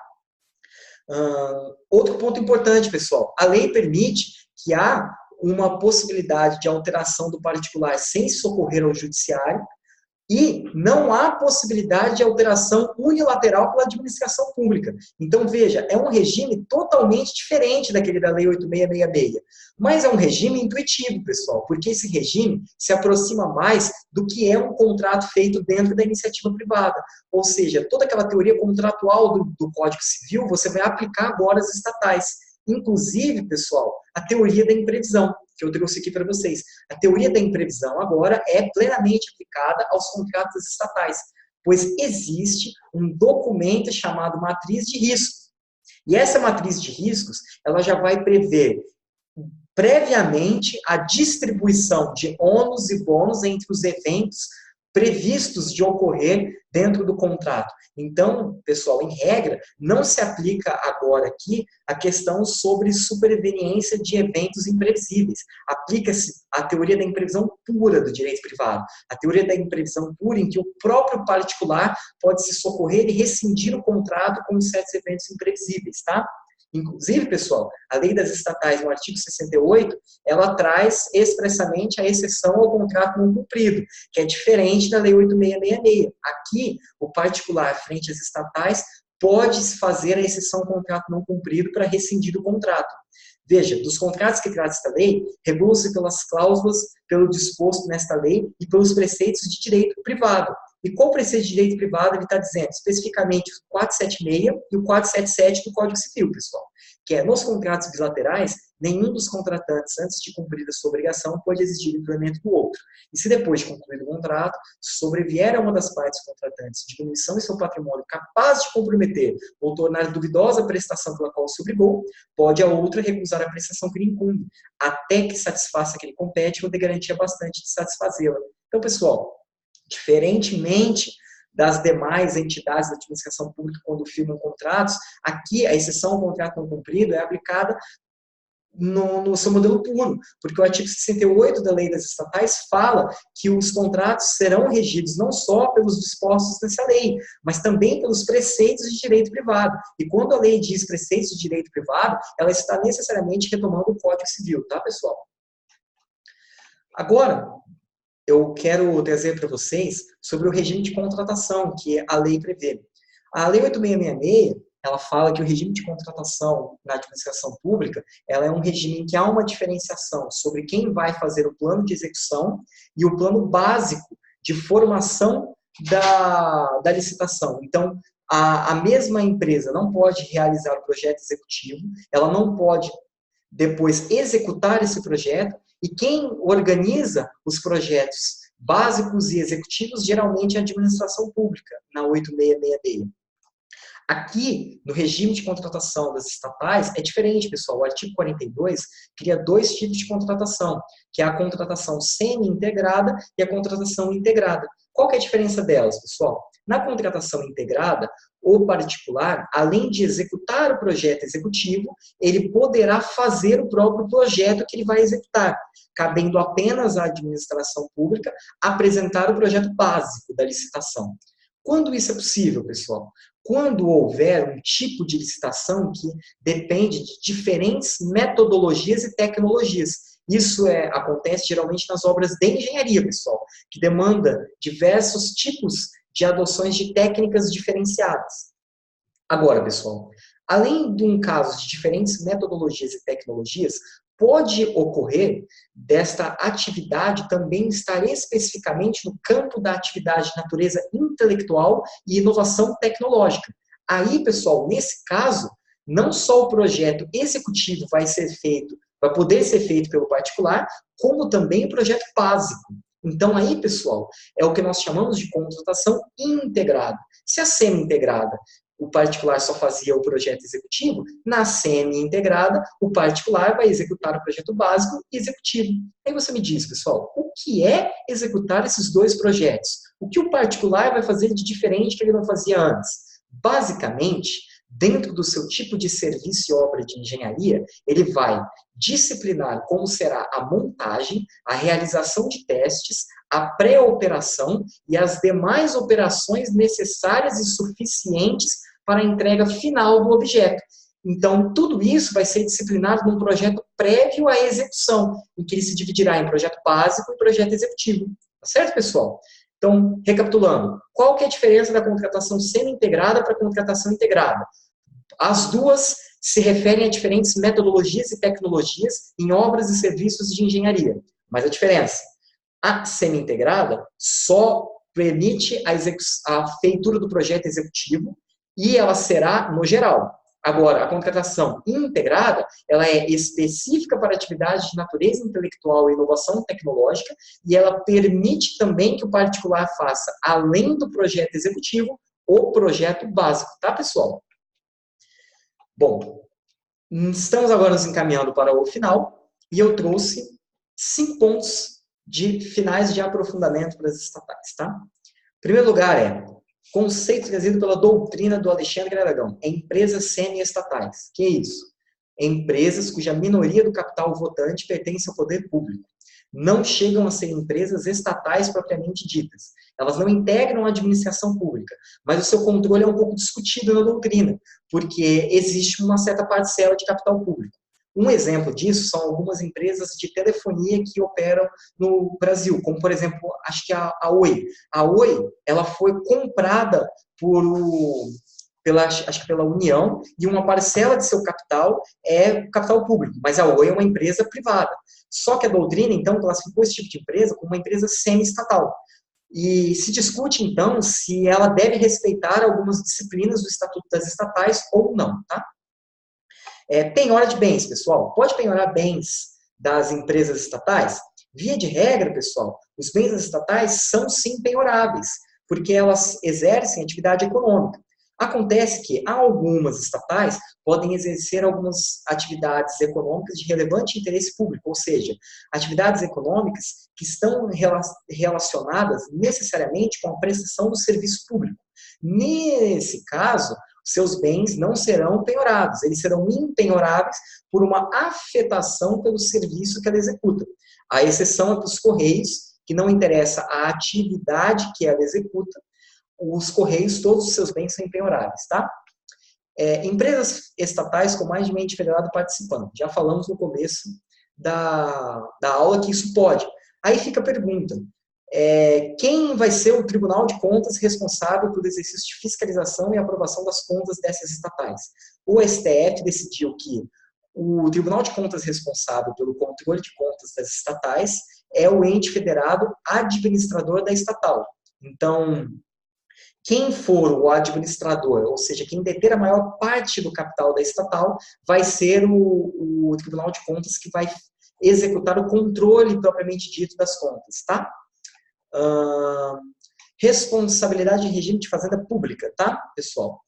A transferência de atividades auxiliares, a atividade postal, no caso dos Correios, como, por exemplo, entrega de encomendas ou impressos, eles podem ser delegados, porque não são considerados, por exemplo, serviços postais propriamente ditos. Então, apesar do Correio, o STF dizer que seus bens são impenhoráveis, ele exerce uma atividade de relevante interesse público e está mais próximo do regime público, ele delegar a entrega de encomendas e seus impressos para outras empresas não tem tanta necessidade, não tem vedação, tá, pessoal?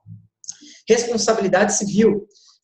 Se a empresa pública ou sociedade de economia mista, ela prestar um serviço público, vai se alinhar mais à responsabilidade objetiva, que está no 37 da Constituição.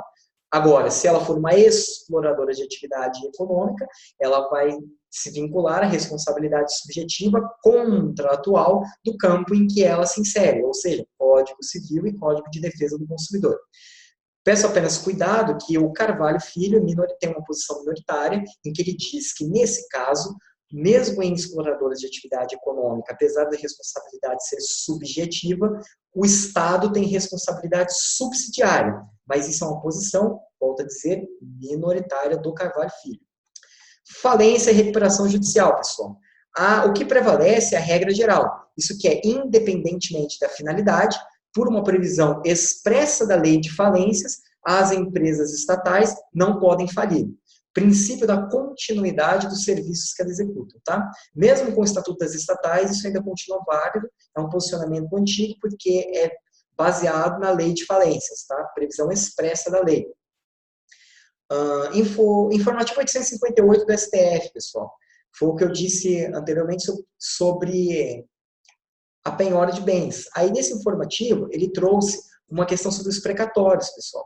Lembra que eu disse que algumas sociedades de economia mista, empresas públicas, vão prestar serviço de relevante interesse estatal, ou seja, serviço público. Então, nesse caso, aplica-se o regime de precatórios a essas estatais, pois os seus serviços são de natureza não concorrencial, ou seja, é um serviço público do Estado. Tá?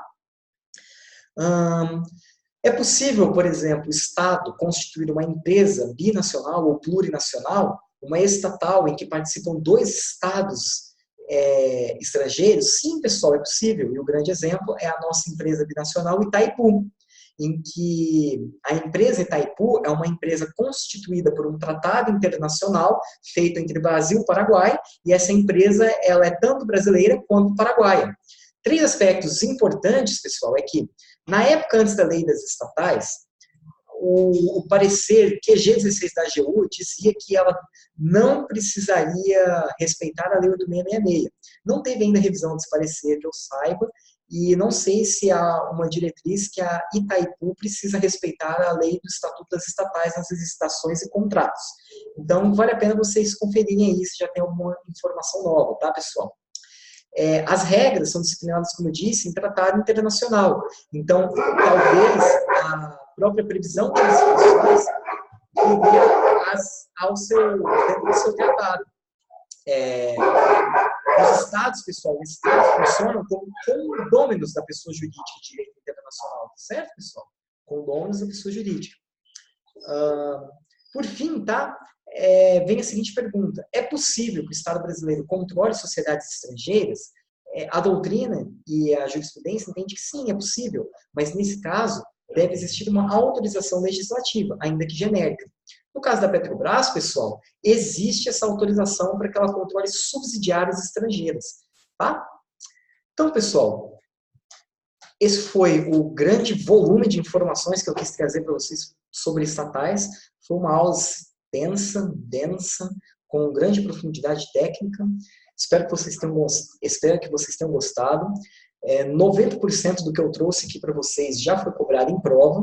Então, se vocês forem procurar questões sobre Estatuto das Estatais, 90% das informações deste arquivo e desta aula estão nas questões, e algumas outras coisas que eu considerei relevante trouxe, porque se não caiu ainda, pessoal, eu dou um palpite que são pontos relevantes de cobrança para as futuras provas sobre estatais, que é, por exemplo, questão sobre conselho administrativo, controlabilidade, quem podem ser os diretores e a própria disciplina sobre licitações nas estatais, tá, pessoal? Então, deem uma grande atenção sobre isso, reflitam bastante sobre o momento em que o Estatuto das Estatais veio e espero que vocês entendam que a diretriz para estudar o Estatuto das Estatais é sempre entender a dinamicidade da iniciativa privada.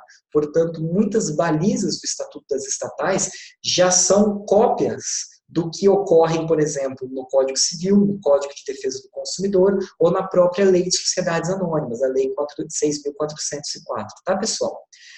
Fico à disposição para que vocês tirem qualquer tipo de dúvida pelo meu Instagram. Podem lá me procurar, @Aurélio Mendes. Então, se vocês tiverem qualquer dúvida, sugestão, elogio ou qualquer outro comentário sobre essa aula, podem procurar no Instagram. Professor Aurélio Mendes @Aurélio Mendes, apenas @Aurélio Mendes, tá? Um grande abraço, pessoal, uma grande quinta-feira para vocês, bons estudos e uma boa sorte também na caminhada de provas, tá? Grande abraço.